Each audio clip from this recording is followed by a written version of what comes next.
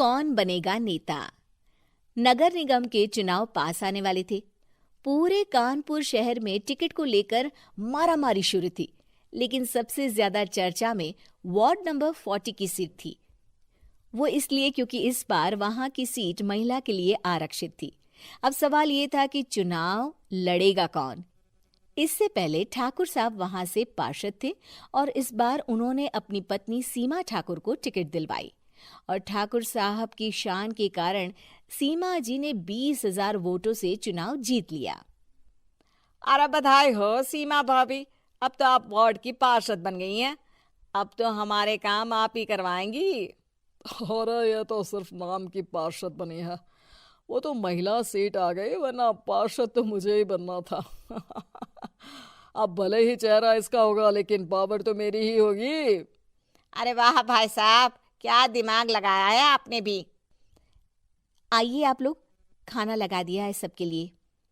सीमा जी पार्षद बन चुकी थीं, फिर भी उनकी एक ना चलती। सारे काम ठाकुर साहब खुद ही संभाल लेते और जहां जरूरत पड़ती वहां सीमा जी का अंगूठा लगवा लेते। सीमा जी ज्यादा पढ़ी लिखी भी नहीं थी। एक दिन ठाकुर साहब और सीमा एक प्रोग्राम में जाते हैं। अरे ठाकुर साहब, आप आ गए। ओहो, पार्षद मैडम भी आ गई हैं। स्वागत है आप दोनों का।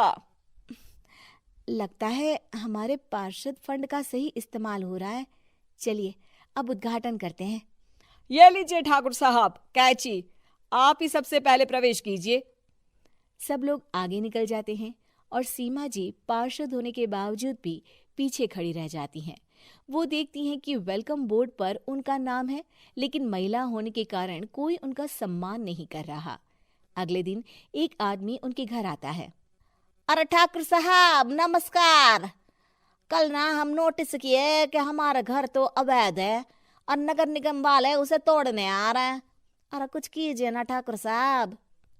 देखो भाई, मैं तो ज्यादा कुछ कर नहीं सकता, पर अगर तुम सबकी जेब गर्म कर दो तो कुछ हो सकता है। कुल मिलाकर 4 लाख लगेंगे। अरे 4 लाख ठाकुर साहब? अरे भाई, मैं अपने लिए नहीं मांग रहा हूँ। दरोगा है, इंजीनियर बाबू है, बड़े साहब है, सबको देना पड़ता है ना थोड़ा थोड़ा। बोलो है मंजूर? तभी वहां अचानक सीमा जी आ जाती हैं। अरे ये आप क्या कर रहे हैं?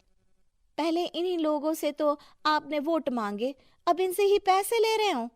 अरे चुप रहो तुम, तुम्हारा काम है सिर्फ अंगूठा लगाना, तुम वही किया करो। मुझे दूसरे काम तुम मत सिखाओ, समझी? और तुम ना जाओ, अब पैसे लेकर आओ, वरना जेसीबी किसी भी वक्त आती होगी।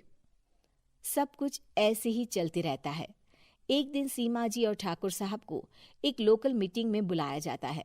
वहां पर कई और अधिकारी लोग भी मौजूद रहते हैं। अब मैं चाहूंगा कि ठाकुर साहब हमारे बीच 2 शब्द कहें। मेरे प्यारे भाइयों और बहनों, आज मेरा सौभाग्य है कि मैं आप सबकी सेवा दिन रात कर पा रहा हूं। आपने मेरी पत्नी को भारी मतों से जिताया है, इसलिए मैं आप सभी का शुक्रगुजार हूं। मैं आप सबसे वादा करता हूं कि हमेशा की तरह हमारे वार्ड में किसी को कोई तकलीफ नहीं आने दूंगा। सभी लोग तालियां बजाने लगते हैं। अब मैं माननीय पार्षद मैडम को स्टेज पे बुलाना चाहूंगा। अपने नाम को बुलाया सुनकर सीमा जी एकदम चौंक जाती है।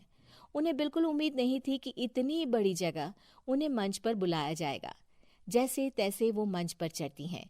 ऊपर जाते ही सीमा जी को सारी पुरानी बातें याद आ जाती हैं कि किस तरह उनके पति उन्हें कभी भी आगे बढ़ने नहीं देते और उनके नाम से गलत काम करते हैं। वो बोलने लगती हैं। मैं आपके वार्ड की पार्षद सीमा हूं। आप में से बहुत कम लोग ही मुझे जानते होंगे, क्योंकि इससे पहले मुझे कभी ऐसा मौका ही नहीं मिला। सारे मौके मेरे पार्षद पति यानी आपके ठाकुर साहब ही लेते रहे, लेकिन आज ये मौका मुझे मिला है तो मैं इसे ऐसे ही नहीं जाने दूंगी। मैं आपको ये बताना चाहती हूँ कि आपके ठाकुर साहब मेरे नाम की आड़ में गैर कानूनी काम करते हैं, जिस पर अंगूठों के निशान मेरे होते थे। इसीलिए मैं अपनी गलती मानती हूँ और आज अपने पद से इस्तीफा देती हूँ, ताकि आगे से कोई गलत काम ना हो पाए। अब फैसला आप सबके हाथ में है कि आप हमें क्या सजा देना चाहते हैं। सीमा जी की बातें सुनकर ठाकुर साहब के चेहरे का रंग उड़ जाता है और वो शर्म से मुंह नीचा करके वहां से चले जाते हैं और पद से इस्तीफा देकर ही सही सीमा जी अपने आप में आत्मविश्वास महसूस करती हैं।